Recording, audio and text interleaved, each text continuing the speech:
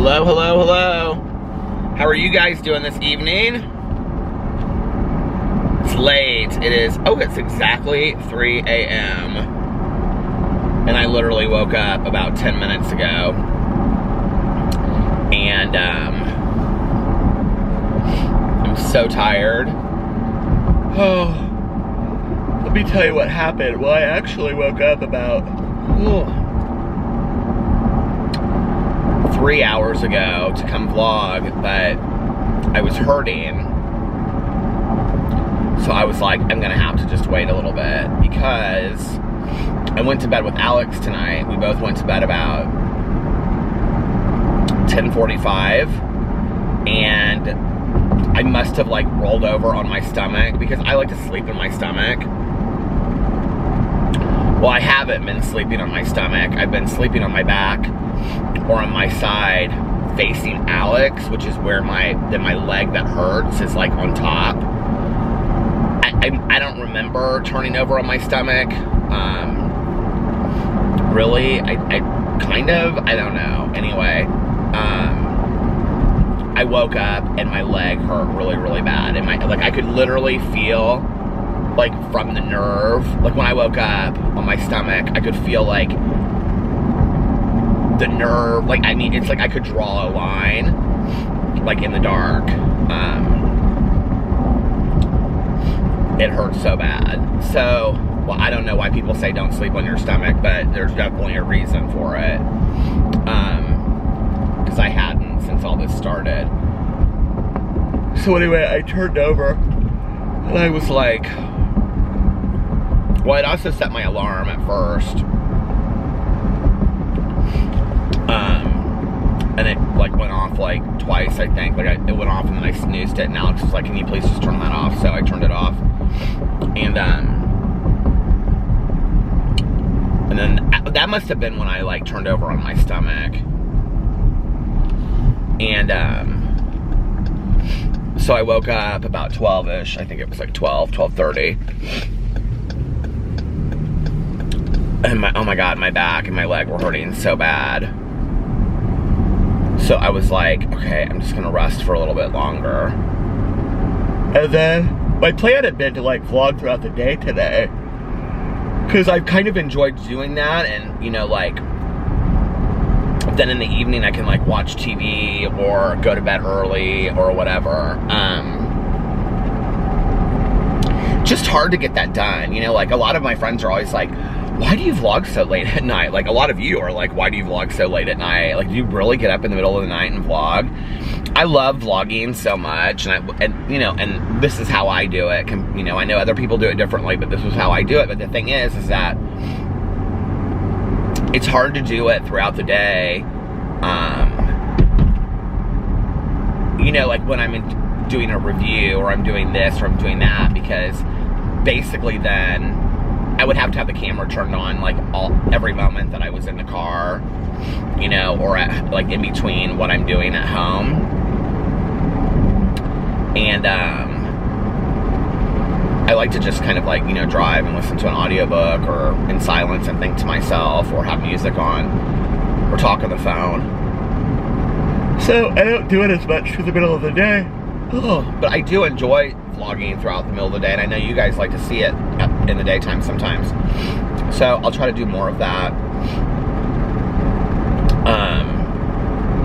Today's kind of been a tough day in general. I woke up and my leg was hurting this morning. It just kind of felt inflamed. It felt, I wouldn't say like how it did when it first started hurting, like my back and my leg. I really don't notice my back, honestly. I'm drinking a Diet Coke. I already opened it. Here's the can. I was listening to this song on 53 Chill. I opened it to listen to it. I don't notice it really in my back at all, which is, you know, like if today I woke up and you said, tell me what's wrong with you, and like I didn't have the previous days to like, you know, if I didn't have, like, you know, the knowledge of everything that I had gone through, I would say something's wrong with my leg. Because, like, it's the nerve, I can feel it, the nerve, and it's like 3 inches down in my butt, like from my waist. But I don't even notice that as much as I notice, like, my shin and, like, the back of my thigh. And I talked to my dad today, and he was asking me, he's like, are you, like, tripping a lot? And I was like, no. He called it something. I think he called it, like, something foot. And he was like, is the top of your foot numb? And I said no. And he was like, well, that's good, because that means it's not getting worse. He was like, because, you know, like, if it's getting worse, then your leg is going to start getting numb, and your foot is going to get really numb. So, but then I was asking him questions about, you know, like, what should I do with this, and what should I do with that? By the way, I found my Van de Soleil lip balm. And he was like, I mean, I don't really know what to tell you, Peter. He was like, this isn't my area of specialty. He was like, what did the doctor tell you? And I was like, the doctor told me absolutely nothing. He got kind of frustrated. Not with me, but with, like, you know, that he was like, well, he was like, I mean, he should have told you, like, kind of like the next thing, or exercises to do, or something, you know. And the thing is like, I know if I call, I'm just going to talk to a nurse, because he has a staff of, like, 15 nurses. So I'm just going to have to wait until the MRI is back, which is next Monday, which is fine. But anyway, so I woke up today, and my leg was hurting, and it was just slowing me down. You know, like, everything I did, it felt like it took me another, you know, like, half an hour longer to do. I'd actually uploaded the vlog last night, because when I got done vlogging, I listened to the Hank Green book for like an hour or so.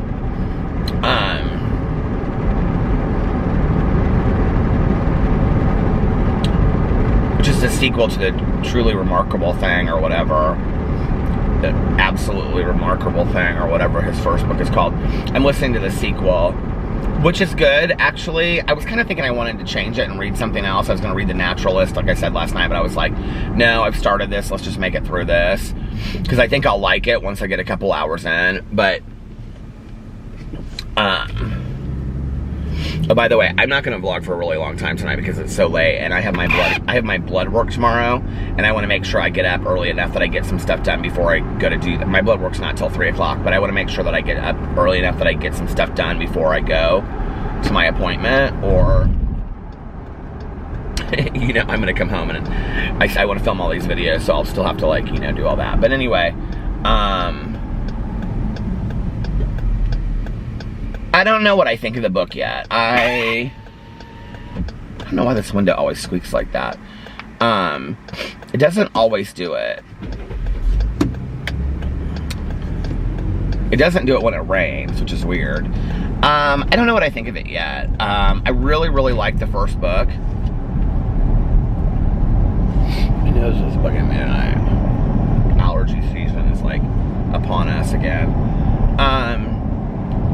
It's interesting. I have no idea where it's going. It's about aliens, you know, and conspiracy theories and stuff like that. It's fictional. The first book was fantastic. I kind of forgot how the first book ended, so when I started reading the second book, I was like, oh yeah, oh yeah, oh yeah. It's told from several people's points of view, which the first book was told from one person's point of view, so that's different.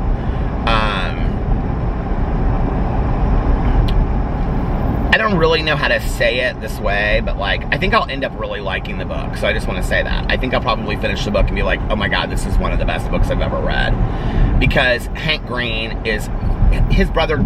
So if you don't know who Hank Green is, his brother is John Green, and they're the Vlog Brothers on YouTube. They, like, you know, have been around for forever, and they were the ones that, like, helped start VidCon. But John Green is his brother, who is also a writer, and he wrote The Fault in Our Stars, which they made into the movie. And then he wrote all the other, you know, he's written several books. I've read everything by John Green. He wrote An Abundance of Catherines. I think that was his first book, which I liked. A lot of people don't like that, but I liked it. It was about a road trip. It's two guys that go on this road trip before, or like after high school, before college. And then he wrote Looking for Alaska, which was really, really sad. It's about this boarding school. And then he wrote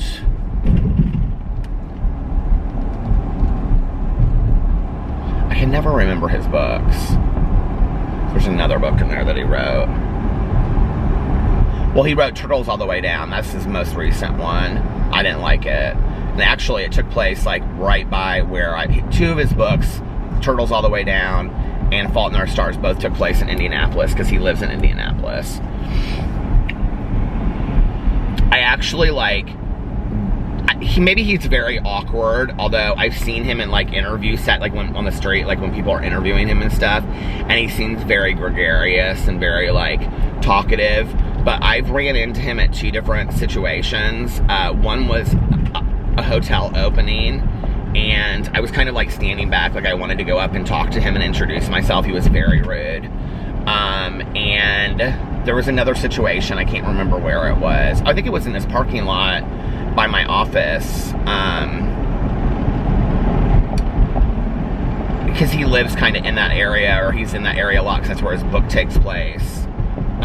And I like turned and I was like gonna go say something to him, and he was like very rude, like not to me, he was with somebody else, and he kind of like looked, I don't know, he's just, it was not super friendly. I was kind of surprised. Maybe he just wants to keep to himself, I don't know. And a lot of people come up to, oh, no. I know when the other time was. It was when I was in Whole Foods, and I like literally like ran smack into him and like looked up because he's real tall. But like I'm a super fan of his work. Like his books are fantastic. Like they're just absolutely fantastic. Why can't I remember what the other book is? Oh, Paper Towns. Paper Towns was his other book that he wrote, which they made that into a movie too. The movie was not very great. Was not very good. I didn't dislike the book, or I didn't dislike the movie, but the book was so fantastic and so magical, and I think Paper Towns might be my all-time favorite book of his. Like even more so than The Fault in Our Stars. There's something about the main character in that book that I just really, really like. He's just very raw and genuine. And he's like in love with this girl, and he has this idea of what she's like, but they used to be friends when they were younger, and she's very different. But all of John Green's characters are very similar. Like they're very like teen angsty kind of stuff. That was at the time that I was reading I started reading John Green.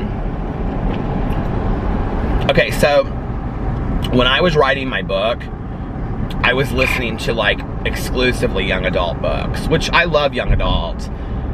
If you've never read any, there are some fantastic young adult books out there. It's like the world of world building is probably better in young adult than in anywhere else. So like if you like science fiction, why you're not reading young adult science fiction is beyond me, because it's like 100 times better. You know, I can remember when I was, I guess there's not so much like the idea now, like when I would read it, like, you know, this was in 2014, you know, I would like say things to my friends, and they would be reading like whatever was on the bestseller list, you know, and I'd be like, they'd say like, what are you reading? And I would be like, Paper Towns by John Green, and they'd be like, what's that? And I'd say it's like a young adult book, and they'd be like, right? You know, like, that's stupid. You know, like they would really kind of look down on it. Today, you know, like what was funny though at the time was my aunt had read all that. She's like, I've read all of John Green's books. But my very first like true young adult book that I read was a book called The Beginning of Everything by Robin Schneider. And it was unbelievable. I think she's written 2 books, and I've read both of them. She's a fantastic author. And that one was about this girl. It was very John Greenish, like of that kind of like, you know, it was about this guy, and he lived in like this, I think he lived in like a poorer area, not a poor area, but like more middle class, and this girl, like, started going to his school, and she lived in, like, this really ritzy neighborhood. That's not true. Before that, I had read Stargirl and loved Stargirl, but those are more like middle grade books. But if you've never read the Stargirl books, you need to read them.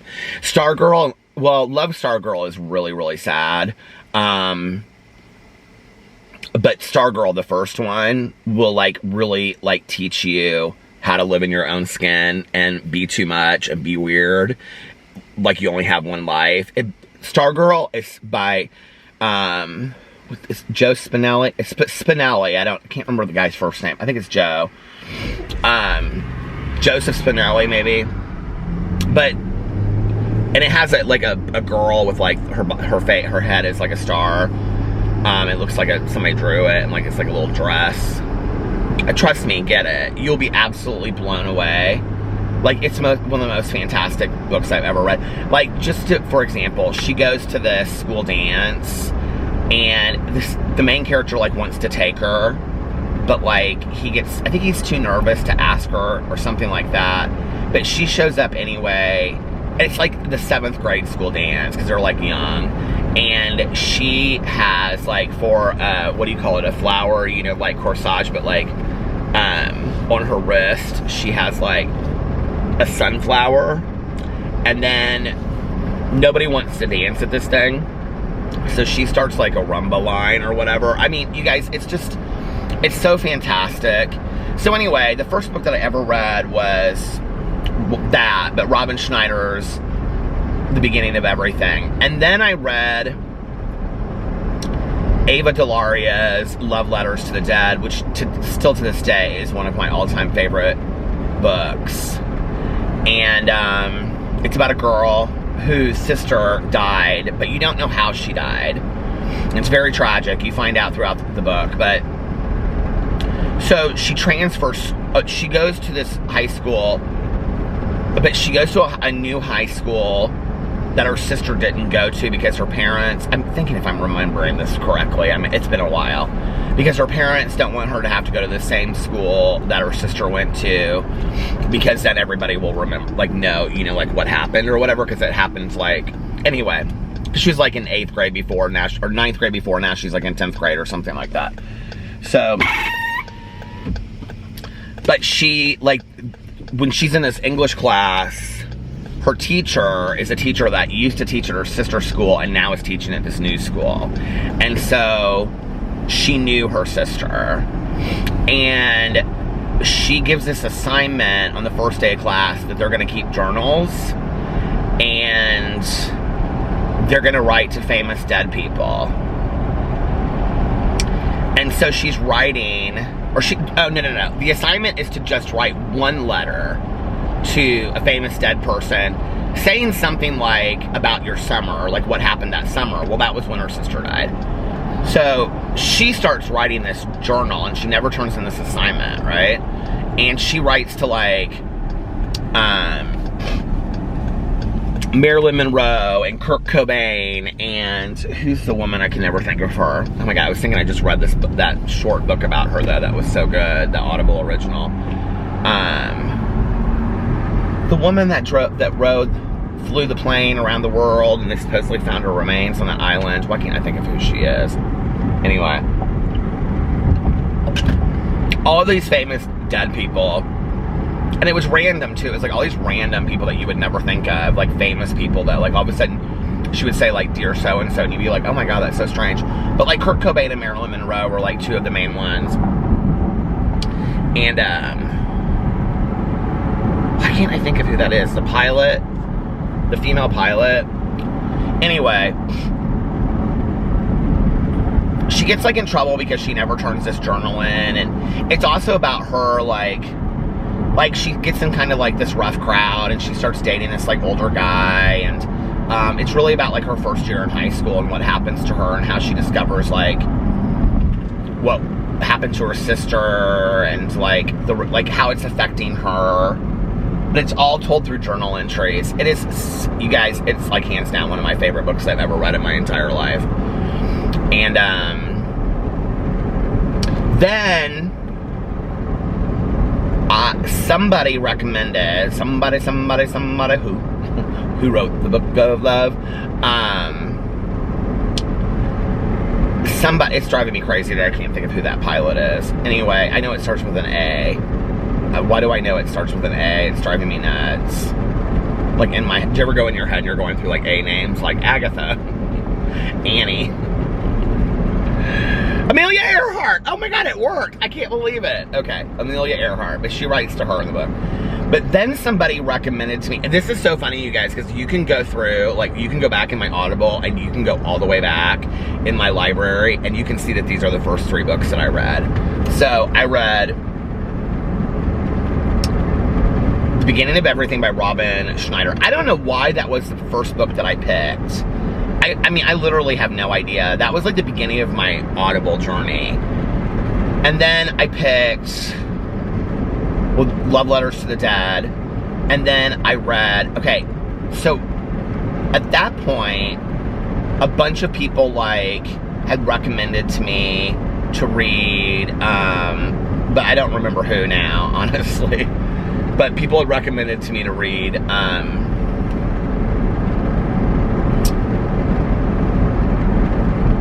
what's it called? Why can I not remember it? He's one of my favorite authors of life. It's Benjamin Eiler Sainz, although I think I'm pronouncing his name wrong, because whenever I ask Alex, he pronounces it completely different.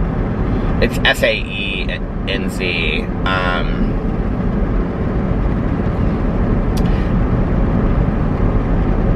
Why can I not remember it?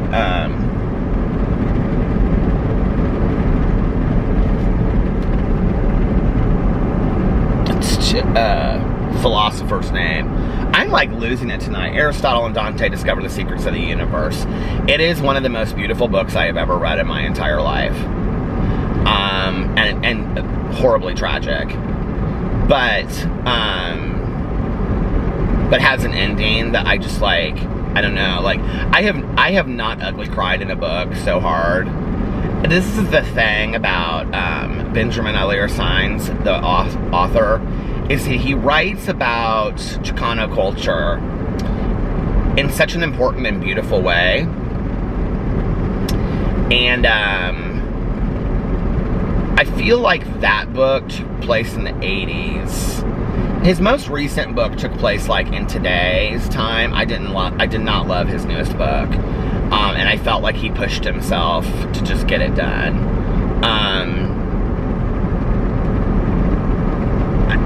And he and I actually, like, emailed each other back and forth for a while. Very interesting conversations. I reached out to him. I couldn't believe it. Like, I reached out to him just to tell him that I was, like, such a huge fan of his work. And I'll tell you why in a second. Well, I'll tell you right now, because... So, after I finished that book, Aristotle and Dante discover the secrets of the universe, which if anybody in, like, that reads young adult will tell you that they know that book. I mean, it's kind of like... It's to say, like, you read the classics and you love the classics, but you haven't read, like, Wuthering Heights, which I have not read Wuthering Heights because I don't love the classics. But anyway, can you believe I haven't read Wuthering Heights? I need to try it, shouldn't I? Anyway, I mean, I've tried it, but I couldn't get through it. It's Emily Bronte, isn't it? Or one of the Bronte sisters. But,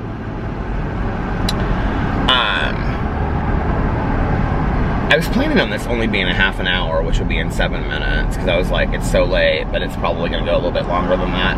And I know some of you are like, I'm so bored, this is about books. Well, it is about books, but it isn't about books. It's really about the creating of stories and the artistic... Yeah, we went to dinner tonight with Jason and Melissa, and Melissa's niece, who is just super, super cool, is visiting for 10 days, because she just graduated from high school. She's going to Clemson, and she's going to Clemson as a first semester sophomore, like for her first year, because she has so many like college credits. She was number 2 in her class. She's absolutely beautiful. She swam the Alcatraz, like, you know, have you heard of that thing you can swim? That they do it, like, it's like some swimming thing. She did that when she was 12 years old and ranked in like the top 1,000 or top 100 or something. She's just such a neat girl. We had such a neat time at dinner tonight. She was so funny, and she's talking about what sororities she wants to pledge, and they're doing it all like online now because you know, of COVID and stuff like that. So she has to like submit this video, and so she was asking. I'm like, I'm not doing sorority videos, you know what I mean?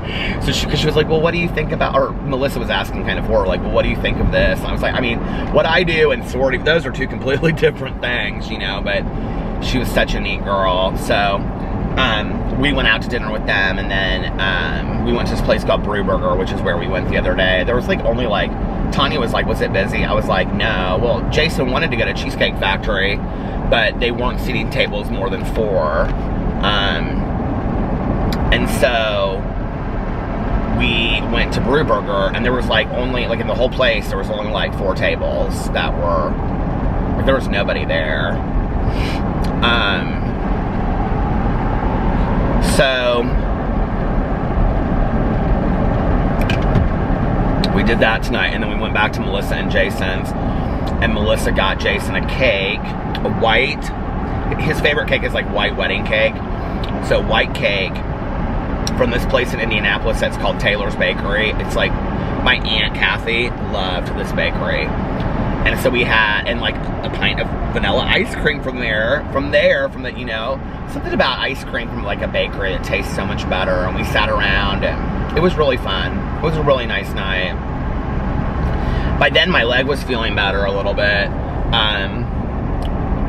Because what happened was I woke up today, like I was saying, like it didn't feel good. And so I was kind of like, when I got up, I was like, I think I'm gonna take today off, like, from making videos. And I had things I wanted to do, like I had videos I wanted to film. I really, you guys, it is really, really hard. Because I was already thinking maybe I'll take tomorrow off too. And I was like, nope, not gonna do it, blah, blah, blah. It is really, really hard for me to take a day off. Like, I can't do it. Like, I don't even know how to explain it. Like, it's so, like, I know that I have recently, but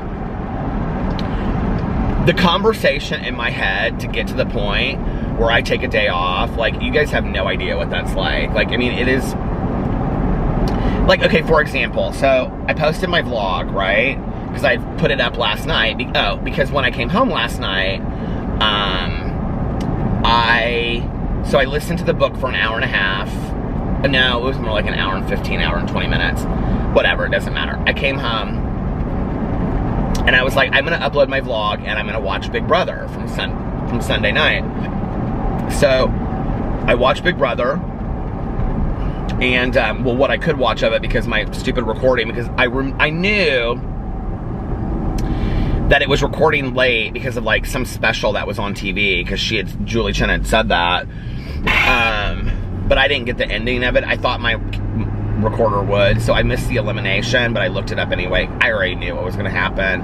But by the way, just so you know, I'm totally Team Janelle and Team Kesar all the way. And I love Cody and Nicole too. Like, this is a hard season for me, because there's a lot of people that I really, really love on Big Brother. I love Christmas. I love Ian. I really like the new Nicole, even though I don't know her. I feel like I started to watch her season, and I got maybe 6, I think, because that's what usually happens, is I'll start watching it, and then I kind of fade out, because Big Brother is like a committed show. Like, you have to keep it up. It's hard. Like, if you fall two or 3 episodes behind, like, it's hard to catch up with, right? So I think that's what happened, because she looks really, really familiar to me, and I do remember Tyler now. Somebody said something to Tyler. I think it was Enzo said, like, my sister really liked you in your season. Somebody was saying something to Tyler about who he played with. And I was like, well, if he played with her, then I would have known that season. And then I was like, okay, I remember who Tyler is, the curly-haired surfer guy. So I've watched more. I think I've watched all the seasons except for the last one or the one before. The young guy's real nice. The one that got kicked off, like, first episode. I really like him. Bailey, I love her. Somebody said she was a former Miss USA. I didn't know that. She's very smart. Well, they're all giving, okay, this is the thing, like, this is really an all-stars game, but they're all giving away their information, like, with the secret suite, or whatever thing was called. Like, Ian looked at the clock, he was sitting with, like, 2 of them, like, he was sitting with, like, Keisha, and Christmas and somebody else, I think. And he looked at the clock, like they were in the bedroom, and he goes, do you know, like, he goes, within the hour, everybody in this house, no matter. Okay, that was so weird, like it stopped, and I truly did not know it was gonna stop. Like, I'm not even at a place where I think I've been talking for 30 minutes. Anyway, Ian was like sitting in this bedroom, and he was like with Christmas, and I know he was with Keisha. I don't know who else he was with, but I think it was Christmas and somebody else. And he looked at the clock, and there was like 45 minutes left or something like that. And he was like, within the hour, no matter what everybody does, he was like, everybody in this house will have made their first game move.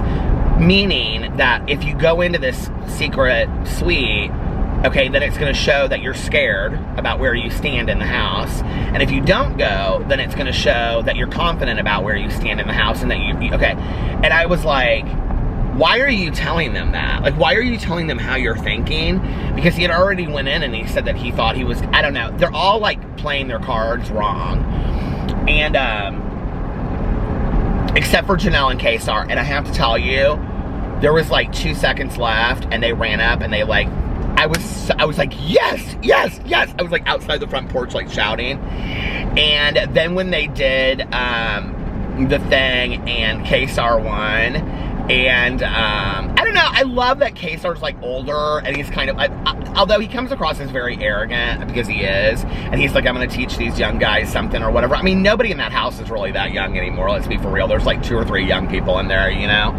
But, but like when Janelle looked at the camera in the diary room, she's gonna get kicked out early. I know she is. Like, I'm so worried. I mean, this is Janelle's 4th time of being on Big Brother. There's no way they're gonna let her get very far, okay? Because they're gonna wanna get her out because like they said, Kaysar said, she's a comp beast. I mean, she wins all these competitions. They're not going to let Janelle get that far. They're just not.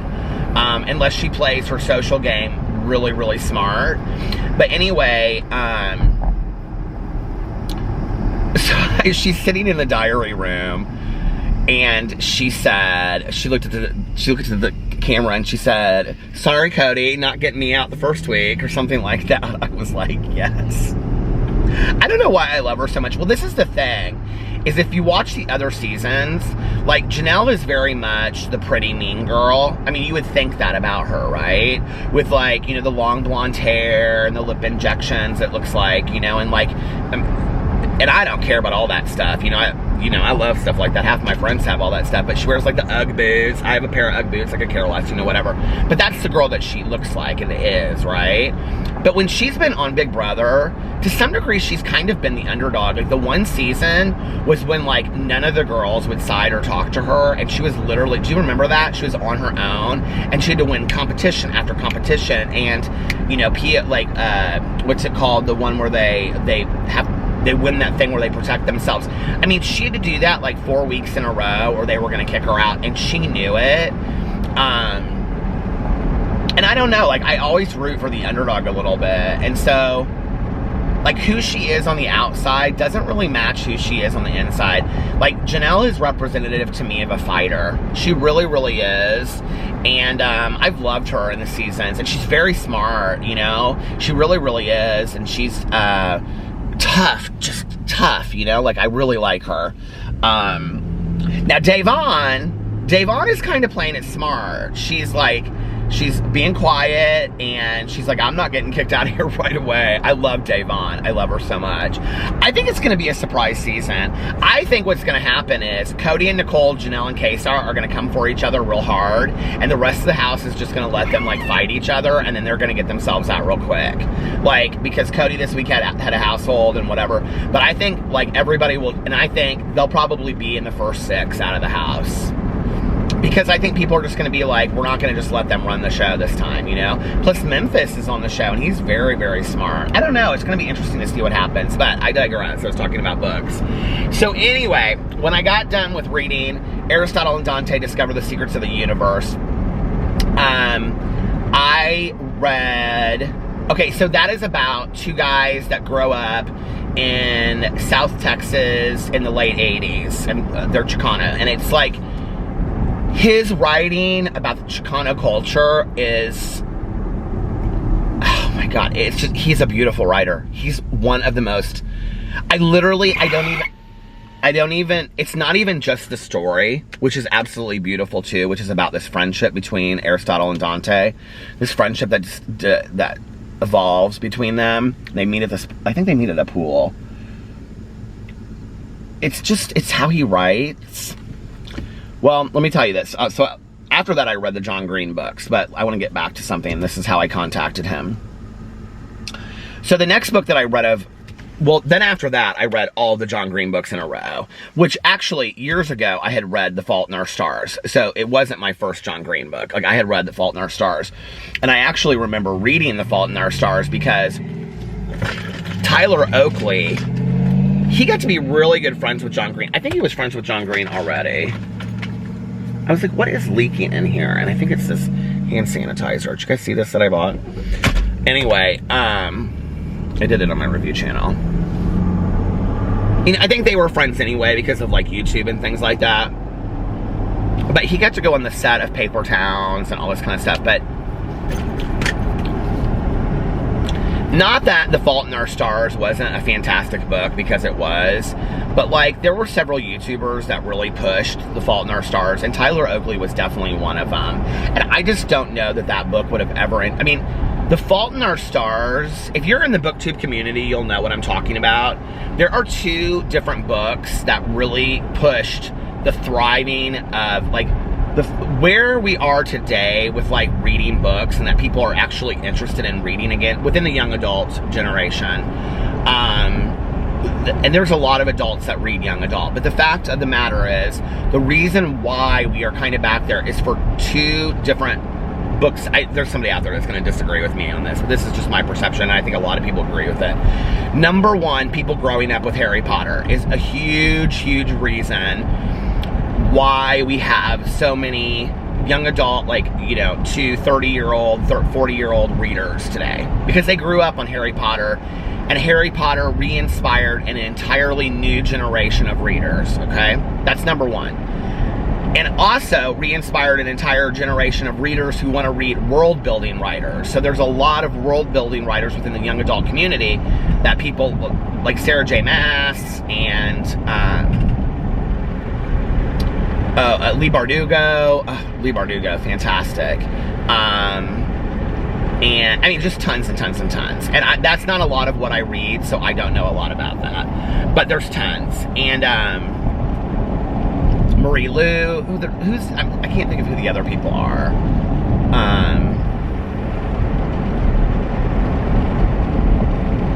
But they like get super, well, the guy that wrote all of the Percy Jackson books, Rick Riordan, I haven't read those. I heard they're really good.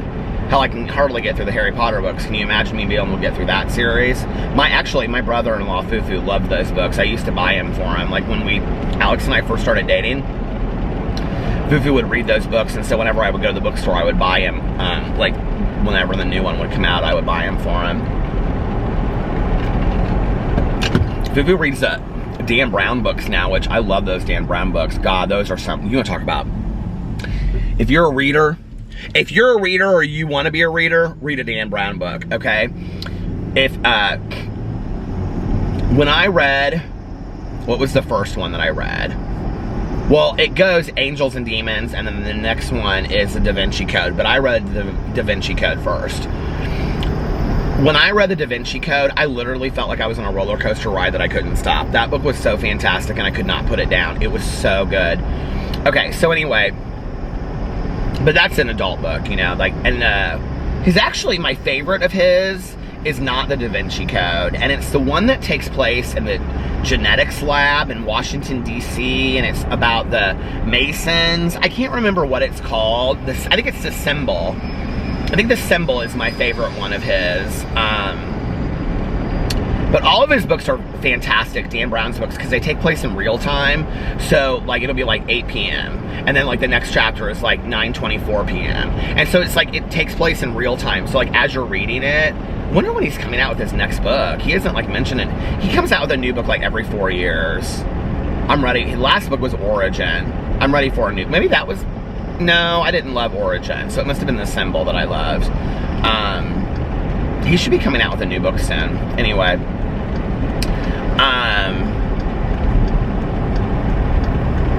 was I gonna say? Okay, so then after I got done with Aristotle and Dante, discovered the secrets of the universe, I then went and read all the John Green books, and I just boom, boom, boom, boom, boom. I read them in a row. Well, I didn't read them in order though. I read like, okay, well, okay, so I read them like this. I read Looking for Alaska, Paper Towns, and Abundance of Catherines. And if there's another one, I'm not remembering it. And then I read Turtles All the Way Down when it came out a couple years ago. That's my least favorite book of John Green's.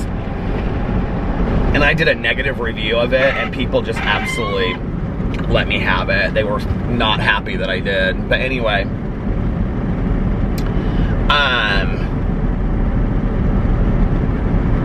I read The Fault in Our Stars a couple years ago, or a couple years before, whenever it came out, 2010, 2012, long before I was on BookTube, long before I had written my book, long before I was listening to young adult and had been introduced to the world of John Green. I read Fault in Our Stars, long before I was even on Audible. I can remember getting the book. I bought it at Barnes & Noble because I had seen it in a Tyler Oakley book. Or maybe it was Borders then. I'd seen it in a Tyler Oakley video. He was going on and on and on about it. And actually, John Green got kind of like, this is so funny in the world of the influencer, but I remember this. John Green like spoke for like 30 seconds at the end of the video, kind of like promoting his book and asking people to like go check it out. And it wasn't even that. It wasn't even like go check out my book. It was just like he had really not talked much about his book. And he wasn't using his platform to promote it or anything. And he was like, where am I at on time? And he was like, hey, you guys, like, my book is out. Just want to let you know, or whatever. And he got completely demolished for it. I mean, people were not happy that John Green used his platform for it. And, you know, you look at that today, and let's just be for real, okay? John Green wrote one of the most fantastic young adult books that has ever existed. And it will go down in time as being one of the most fantastic books, one of the most genuine. I know a lot of people out there didn't like it, but I loved it, okay? They thought it was trite and stupid and whatever, and teen angsty, and maybe it was, but I loved that book, and I sobbed, and I ugly cried like nobody's business in that book. And it really, like, was one of my aunt, like, she loved that book. Well, I wouldn't say it was one of her favorite books, but I can remember when we talked about it, and she loved it. That was our discussion at dinner, and she's like, I was like, you've read John Green? She's like, yes, Peter, I've read all of his books. She's like, I read a book every day, about 365 books a year. I read them on my Kindle. She loved her Kindle so much. She had like one of those old school Kindles like I had originally, and she loved it. But anyway, I can remember getting the book from like Borders or wherever, and like coming home. And if you're a reader, you'll know what I'm talking about when you hold that book in your hand that you're so excited about. I think like Twilight lovers are kind of like that because, you know, like the new Twilight book just came out, which is really like a retelling of from Edward's point of view or whatever, who'd care. Those books were...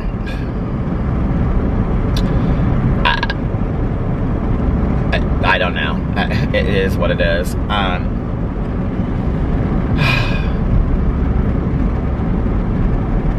You know, I bought on Audible Suzanne Collins' book, the new one from the Mockingbird trilogies, but it's really, it's like the first, it goes back, like before Katniss and all of them, and, you know, it's like, come up with something new. Like, that's my thing. Like, why are we still, like, in the same, or, like, you's afraid to be out of that world? And I haven't really heard anything about it. I haven't heard that it was good. I haven't heard that it was bad. I haven't heard anything. People are saying this Stephenie Meyer book is horrible. They're saying that this, from Edward's point of view, is horrible. Well, what has it been? 20 years since the last Twilight book came out, or 15 years? Who'd care? You know, most of the people that read those books, you know, they've been like pining away for all these years for her to write another one. I read every single one of those Twilight books, and I did not love them. I can remember like sitting in the garage because it was like so cold to sit outside one night, and I was finishing Breaking Dawn, and I can remember powering through that book in the middle of the night because I was like, I have to finish this book and find out what happens. I mean, you could read those books because the pages like were like narrow. Do you remember the pages were kind of like narrow? And then they had like big words on them, so you could like get through, even though they were like this thick, they weren't really that thick. You know, it's like what's the other author that I really, really like? What's her name? She's actually, we interviewed her years ago. What was her one of, oh shoot. Ellen Hopkins. She writes all of her books like prose. But it's not prose. Like, it doesn't sound like prose. It just looks like prose on the page. She kind of like invented that, but her books, oh my God, are so good. Her book, Tricks, I can't remember she has 3 books that she wrote that were based on her daughter, who was a meth addict. And they're called like Glass, whatever. Her books are really good. I would recommend those to anyway. And they're young adult books, but they're adults would really enjoy them. But she wrote a book, 3 that were about methamphetamine. It was about the same girl, but it was told in 3 different books. It's like, and they're all one-word titles, like Glass. I can't remember what the other ones are called, but anyway, she wrote one called Tricks, and it was about like 5 kids from all over the country with different backgrounds. Some were religious. There was like 3 girls, 2 guys. One of the guys was gay. I remember he was from Louisville, Kentucky, like, or southern Indiana, Louisville, Kentucky. They're not real stories, they're fictional stories, but they all ended up in Los Angeles in the sex industry.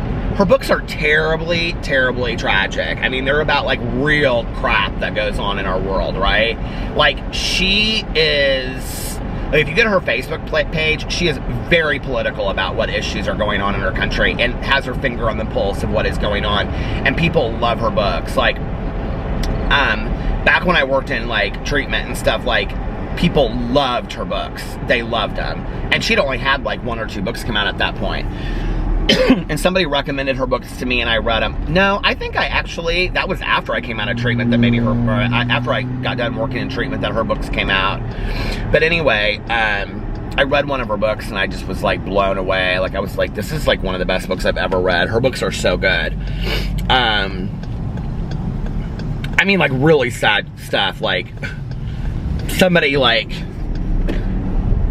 ending up in a dumpster in Las Vegas, like maimed and killed because they weren't paying they were using their money from prostituting on drugs and weren't paying their pimp. I mean, like, really hardcore stuff.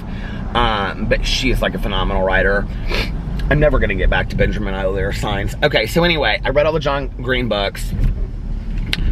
And then when I was done with John Green, his last book, I didn't know what I wanted to read. And so I happened to just be looking up. Somebody was talking about Aristotle and Dante discover the secrets of the universe. And I was like, I wonder if he's written anything else. So I looked up Benjamin's work. And he had written a book called Last Night I Sang to the Monster. And I looked to see what it was about. And it was about this kid that goes, he's like 18, and he goes to this treatment program. He's a heroin addict. So I got this book on Audible and I listened to it. This was the first fictional book that I had ever read. Okay? Now, this treatment program that he writes about in the book is like bizarre. Like, it's got like this 18-year-old, I think he was 17, 18, was in a room with this guy that was like 60, and they become really, really good friends. The monster is heroin that he's referring to. Last Night I Sang to the Monster. I sobbed listening to this book because he so researched and understood early sobriety. I mean, I literally felt like one of my friends was sitting there talking to me. And I so felt compelled to reach out to him, and I did. And I said, hey, listen, you know, like, it was hard as hell to find an email for him, but I did, because he was a professor at the time, I think of like the University of Texas. I'm like, it's UTA. I'm like, what is the University of Texas? What's the A word? In Austin. And so I think that's where he was working, something like that. But anyway, so I found this email address for him and I sent it to him. And I was like, I just want you to know, like, this book, like, profoundly changed me. Like, it came at a time that I so needed to read that, to re-inspire. Like, it's a lot about early days of sobriety. to re-inspire, like they sit outside and smoke cigarettes and drink coffee. I mean, it's what I talk about, like in my vlogs. The book is so beautiful. It's so beautifully written, you know, and it's one of those books that like doesn't end pretty, and like it talks about real effing issues, you know, that's not pretty to look at and talk about. And his writing is so jaw-dropping, and I was gonna say raw and genuine, but it is jaw-dropping and genuine, and just like, I don't know, it's just the coolest thing. And so anyway, I wrote him this email, and that was it. And I thought, okay, well, whatever, he'll read it or not read it, and I'll never hear from him. And then I read a book of his called, it was like one of his first books, and it was called Juliana, like Jose and Juliana in Hollywood or something like that. And Hollywood represents, I don't know, but it was another book about Chicano culture. It was so beautiful. It was such a beautiful book. And it wasn't really a young adult book. It was more of like, I mean, it was like young, it was about like late teenagers, but it was about this guy, and it just was like violence and death and within the Chicano culture in America. And it just was so, and nobody's else writing about that, you know? And I just was blown away by him. Then I went on and I started listening to other books and reading other books. At that point, I was like, shoot, I was like, always had a book in my hand, always was like, you know, reading a book on Audible at the same time. So,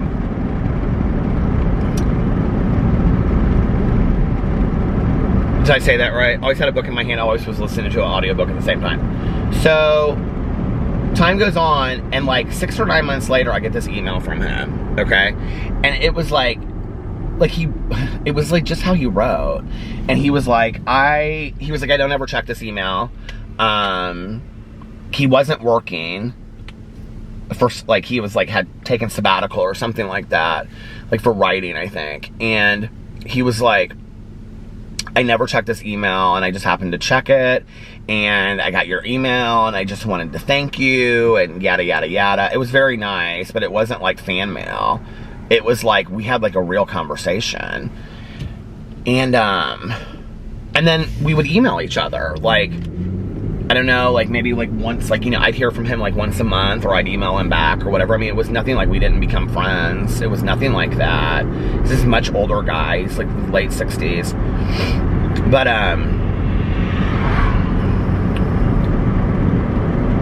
yeah, just really a neat guy.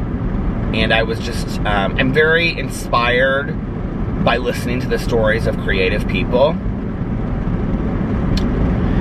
Okay, so I read those, and then I can't ever think of this woman's name, and she hasn't written anything either lately.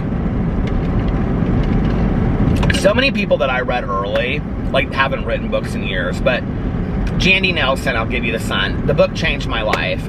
It was about two siblings, I think they're twins, and it just changed my life. It was so fantastically done, and it's another tragic book. I mean, these books that are young adult books, people are really missing out by not reading.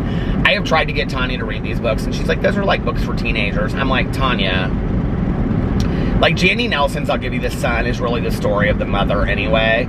I mean, some of these books are just so beautifully written. So yeah. But anyway, like, that was kind of my journey into, like, young adult. And then it was just, like, when I got on BookTube, it became, like, so much of this world-building stuff I was introduced to, right? Because, like, all of that stuff that I'm talking to you about would be, okay, so within the world of books now, there's, if you're not a reader, if you're not an avid reader, or you're not on BookTube or whatever, or in the Bookstagram world, this won't mean anything to you. But before I got on BookTube, I did not realize that there is major classification within the book community, okay? So for example, I don't even know how, like, world-building books would be defined. Somebody put it, I bet Bunny probably knows. Put it in the comment section below. So, like, the books that I was just talking to you about would be considered contemporary realism, okay? So, Or contemporary romance, some of them maybe, but or young adult contemporary realism or romance, and then there's new age, and there's new adult and there's young adult. And young adult are books like, well, there's kind of like a fine line between, for me, but new adult, like the characters are kind of sexualized, and which is weird because, like, in John Green's book, Looking for Alaska, he talks about a blowjob in there, so I don't know, like, I mean, but, like, they're definitely more sexualized characters in new adult books, and they deal with more adult behaviors. Like, they would be more, like, directed towards, like, young, like, late high school, young college is what they're supposed to be. But who knows? I mean, you know, there's such a fine line between all of it. Such fantastic books. You know, I really feel like through reading, I have really discovered so many new worlds and so many new characters. And, you know, in all honesty, like, I have a great life. You know, today I have a life beyond my wildest dreams, but you guys know, like, in the last 10 years, life has not always been easy. It's been tough, you know? And I feel like, well, at all points of my life, at any point in my life, you know, like, I can remember when my mom was in the hospital for those 2 months, just retreating into movies and books. Like, I was reading a lot during that time, you know? And,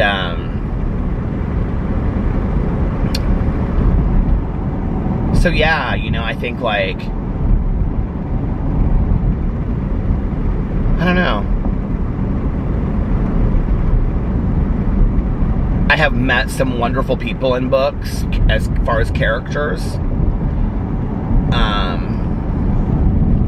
It was interesting. I read this tweet the other day that Loie Lane, you guys know Loie from when I was in LA, I did a video with her.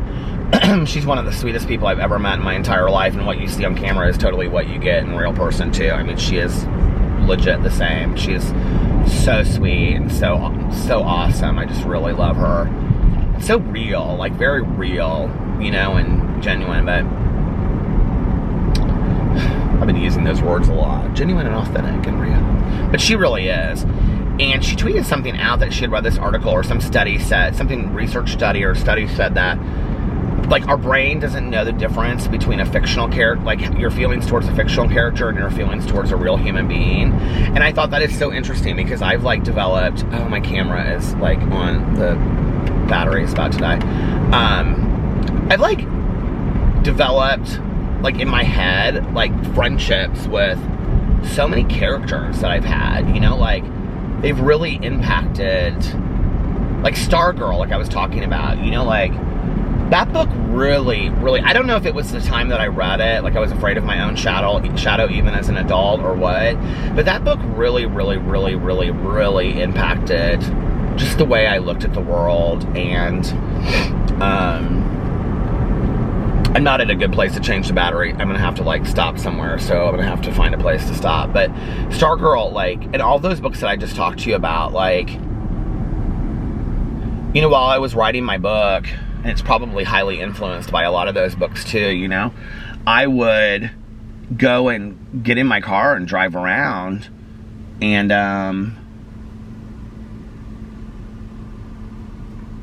like, just listen to these stories about, you know, these people. And this girl's gonna run this red light. She is not gonna be able to sit here long enough, I can tell. This is a beautiful car she has.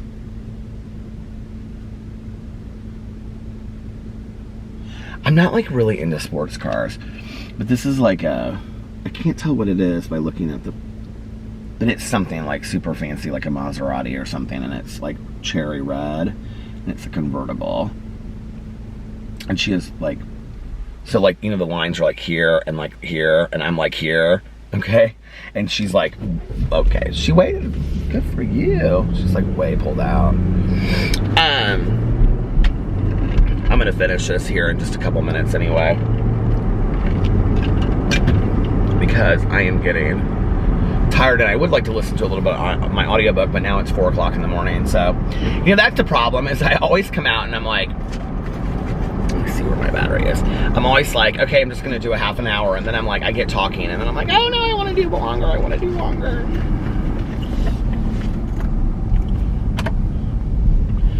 Okay, I will be... Where am I at on time? I think it's almost about at the end anyway. So just let it run out. Watch this. We're almost at the end. Watch, we'll have like a whole other minute and I can't see the time. I literally can't see anything, you guys, anymore without my reading glasses. Like, I have to have my... Okay, I'm back. Well, I was saying that I can't... It's bad, you guys. Like, I can't see my reading glasses without, like, I can't see without reading my reading glasses. Like, I mean, I can see kind of, but like tonight at dinner, I couldn't read the menu.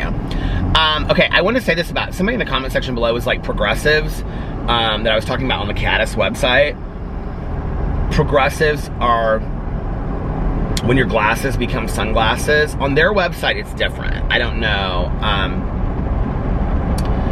They are glasses that, like, you can wear all through the day, but that they also have readers in them. They're not the ones that turn into sunglasses. They do have sunglasses over there, but those aren't the ones that they have.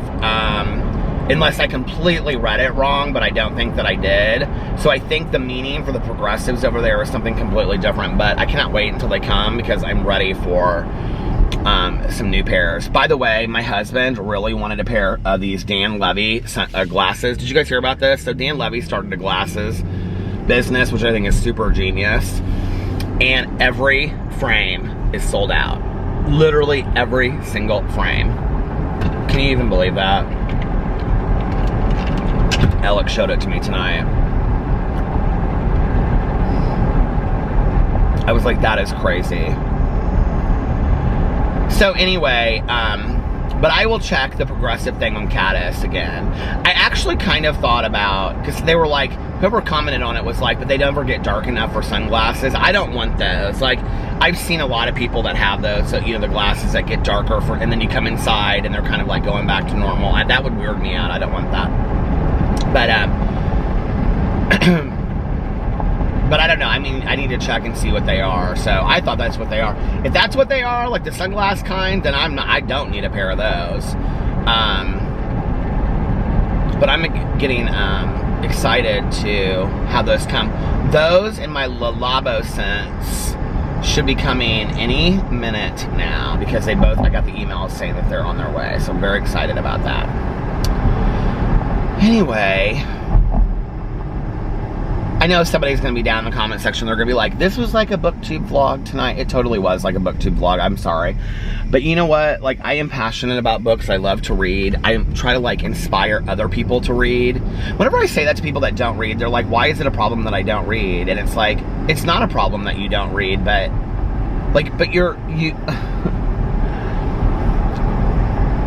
like, I don't know how to explain it. It's what you're missing out. Like, you would love it if you found just like one book. You know, it's like that. If you could just like find one book that you loved, then like, even if you're like I tell people this all the time. They're like, I'm such a slow reader. And I'm like, they're like, it takes me 2 months to read a book. I'm like, so what? It takes me 6 months to read a book, they'll say. You know, I'm like, so what? Like, you know, you read a book. That was one book you read this year, you know? Read something that interests you. Read a short book. Read poetry. You know, listen to an audiobook. Read a comic book. You know, read a graphic novel. You know what I mean? Do whatever you want. But, like, to listen to stories, I think, and you know, TV and, you know, movies is that, but I think it's a different medium. But to listen to the art of, like, a told story and the development of a character is, like, I don't know, there's just, like, something about it, you know? And even when you're reading nonfiction, I mean, even, like, within nonfiction books, there's still, like, the development of the character. The character is just a real person or a real thing, you know?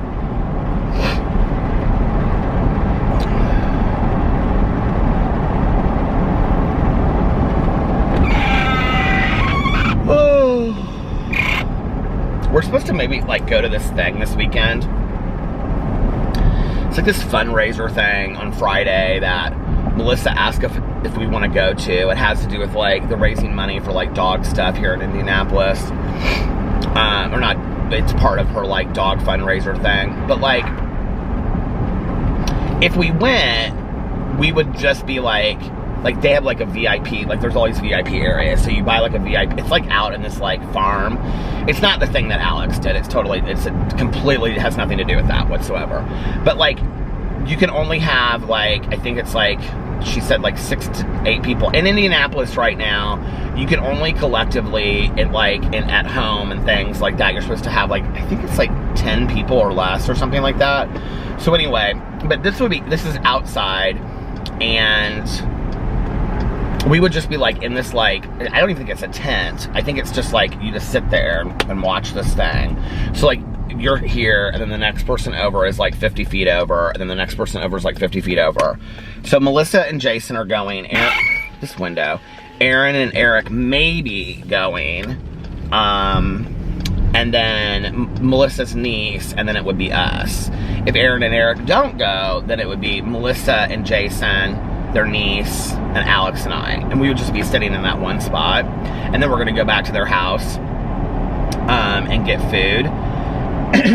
And her niece wants to watch these sorority videos that are getting released, like where every sorority says what they're looking for, because she's wanting to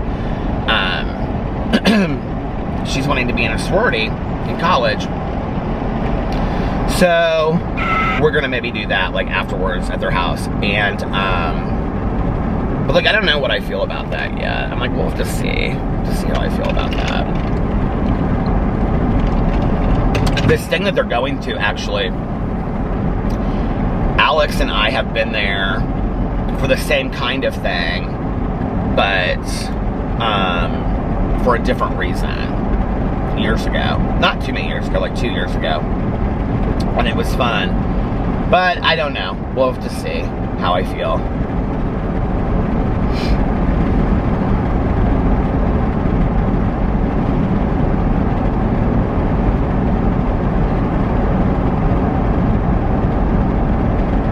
I have my MRI next Monday, and I'm really, really not excited for it.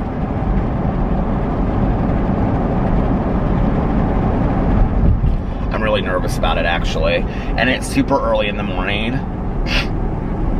I mean, I'm gonna have to be in bed, you guys, by, like, 10 o'clock on that Sunday night. I think it's at, like, I think I have to be there at 6:45, and it's, like, probably a 25-30 minute drive from me. So I'm gonna have to leave the house at 6:15. So get up and shower. And I don't feel good in the mornings. So to get up and shower in the morning, that's gonna be a real mess. Maybe I'll just shower before I go to bed that night and then put a hat on. And then just put comfortable sweatpants or sweat shorts on with a t-shirt.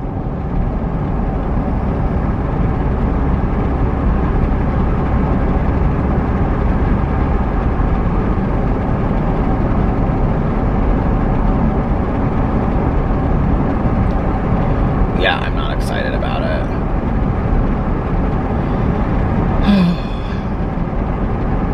I was gonna wear these Levi jeans that I got that have, like, holes in the knees tonight to dinner. I had them on with a white t-shirt. Oh, we went to Target today. I bought $100 worth of t-shirts. So I have one of them on right now. It's my new, I know you're probably like, oh, a black t-shirt, who we would never have guessed. I bought 3, actually. It's this brand Goodfellas. It's, like, the only t-shirts I like. They're the only t-shirts that fit me, and I absolutely love them. And they're $9.99. You can't beat that. And they have a pocket in them. Can you see? They have a pocket. And if you look at them close, they're kind of, the light's going out, but they're kind of faded a little bit. And I just really, really like them a lot. So, but anyway, this is what I was going to say about the videos today. You know, I woke up and I was like, okay, I'm going to take the day off. I'm just going to relax and just drive around and listen to music. I knew that we were going to dinner tonight, you know. But then I was like, well, I'm going to get coffee at Starbucks anyway, so I might as well do a review on there, you know. So I go and I do this review at Starbucks, and And then I was like, well, I really wanted to do this booktube video. And if I do my booktube video, then when I come home, I can do my Peterson's video. I was like, okay, you need to stop because you were going to take the day off. And so I just posted my review video in my vlog. And I was like, you need to relax and cool your jets. And I will say this, like when I was talking to my dad today, my dad said, how much are, because my leg really hurt today a lot. And he had texted me and he was like, how are things going? Because I, hadn't talked to him in a day or two or something like that. And so I called him and we were talking and he goes, how much are you like walking around? And I said, oh, I'm walking around a lot. And he goes, are you resting your leg and your back? And I said, I mean, when I sleep at night and whatever. He goes, Peter, he goes, do not push yourself too far. He goes, because you don't. And I was waiting for someone to get on. I thought it would be Alex, but it was my dad, Alex. So my dad said, you do not want to injure yourself on top of what you've already done. And he goes, because we're like screwed city then. He goes, because if you injure yourself on top of what's already going on with your back that we don't even know what that is. He was like, then that's when you're talking about like 8 and 10 surgeries. And he was like, you need to really rest and you need to really slow down. And I was like, okay, so I guess I'm just gonna have to slow down a little bit. I don't know if that means make less videos. I don't know what that means. I don't know slow down. Like, I don't do well with slow down, And my dad knows that. He knows that ever since I've been a little kid. It's like start a project, Like, I just can't, like, not be doing stuff. But anyway, speaking of that, I want to listen to a little bit of my audiobook on my way home, and I'm actually now like 20 minutes from home, so I'm going to get off here now. I'm going to do a really fast outro tonight. Are you ready? Let's see how fast I can do it. Well, I can't see the time on there, so I think it says 11 something. Anyway, I'm going to get off here, so if you guys made it this far in the vlog, thank you so much for watching tonight. I really, really appreciate it. And if you're somebody that hates book talk, thank you for tolerating it tonight. I appreciate it. And if you, I gave you guys some good book recommendations, though. I really, really did. So anyway, if you like this video, this vlog, please give it a big thumbs up and hit that like button. I hate that I said that. That is such a YouTuber thing to say. But also, and I'm not an influencer. And also, please leave a comment in the comment section below. Oh my God, I loved all the flowers in the comment section below. What should we do tomorrow? Okay, how about a green plant or tree so that when I look in the comment section, it's all like green stuff underneath there. I saw Karen, she did like a line of flowers. I loved it. And so all greenery, all green plants and stuff. I don't care if it's Christmas trees or palm trees or whatever, or plants in the comment section below if you made it to this point. And also, please make sure that you're still subscribed to my channels. Like, it's weird on especially my Peter Monn channel. It's like, I've literally been at the exact same number. I haven't gone up or down on a number. Like, I mean, like, the exact same number, you guys, for like 4 days. It's bizarre. So that means I have not, like, literally lost or gained a subscriber in 4 days. Like, I've maybe, like, if I gained one, I've lost one. You know what I mean? But, like, I have nothing in 4 days. So, please go check my Peter Monn channel if you still watch over there and see if you're still subscribed to it. And also this channel, because people are saying they're getting unsubscribed to this channel and all of my channels. And let's see what else is going on.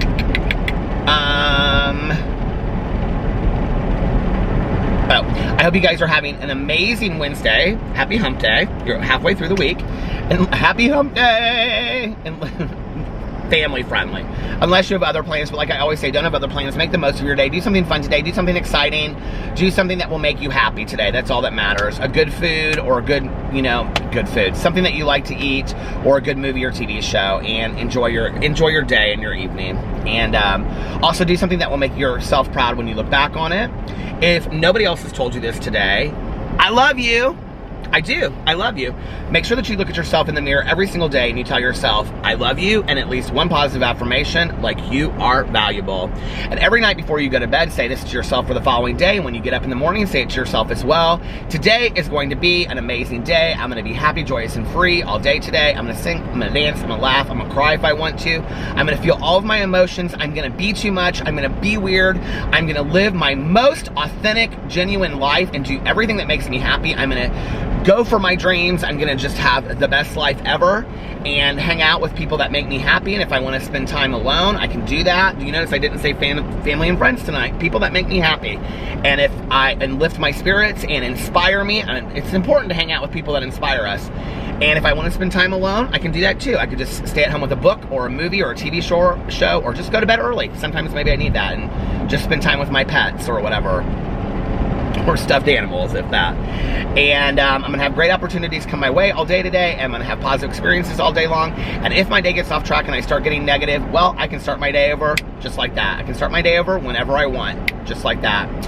Most importantly, make sure that you reach out to somebody and let them know how much they mean to you. Text them, call them, just walk down the street and wave to them through their front door and say, hey, just want to let you know I was thinking of you. It can be a neighbor, it can be anybody, it can be an old teacher, it can be whoever, old coach, it can be your aunt, your uncle, a good friend, whoever, it can be anybody. Just let them know how much they mean to you and how much they've positively impacted your life.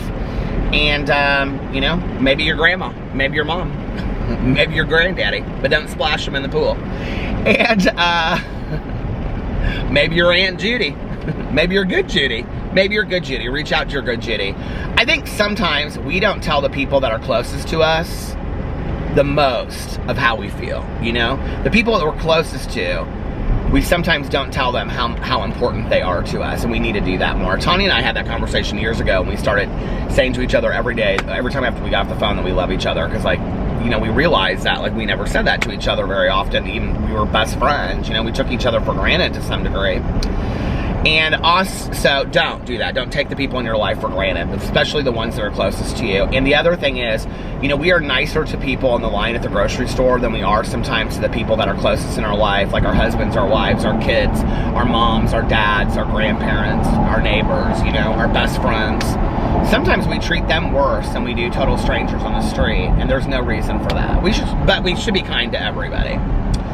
Also, like I always say, practice random acts of kindness. Somebody commented about this in the comment section below, and I absolutely loved it, and talked about the importance of practicing random acts of kindness and how it does really make you feel good. So practice random acts of kindness, but like I always say, practice random acts of kindness, but like I also always say, don't tell anyone, but like I always say, but don't tell anyone. Just do it because it's the right thing to do. It's a good thing to do. It's a nice thing to do. It's a compassionate thing to do, and it'll make you feel good inside to put all of that love, goodness, and kindness out there in the world. Trust me. Just try it. And just try it. And you won't regret it. Trust me. I'm awake now. What am I gonna do? I won't be able to go back to bed. I have to get up. Tomorrow I'll be I'll be sleeping in so late. Anyway, we're not gonna go there. But anyway, what are you gonna do? What random act of kindness are you gonna do today? Think about it. Now go do it. All right. And I want to feel. I'm gonna feel it every single time one of you goes out there and does that random act of kindness. I'm gonna feel it. I'm gonna feel that ping of positivity and love going out there in the world. Ping, ping, ping. Goosies, like Jennifer Lopez says on American Idol. I'm gonna feel it. And if you don't do it, and I'm just sitting there and I'm not feeling anything, I'm gonna be like, damn, those people didn't do no random acts of kindness today. They're evil straight from the pit of hell. Anyway, no. I know you guys are loving and kind people. All of you sometimes. But anyway, all of you sometimes, but never always. No, I love you guys. I love you guys so much. And yeah, I think that's it. And I love you so much. Thank you guys so much for watching. And I will be back tomorrow night. And I promise I will not do a book. I will not do an entire book vlog tomorrow night. But I did have fun tonight talking about it because I got to talk about some of my favorite books. So I love you guys, and I will see you tomorrow. Bye. Love ya!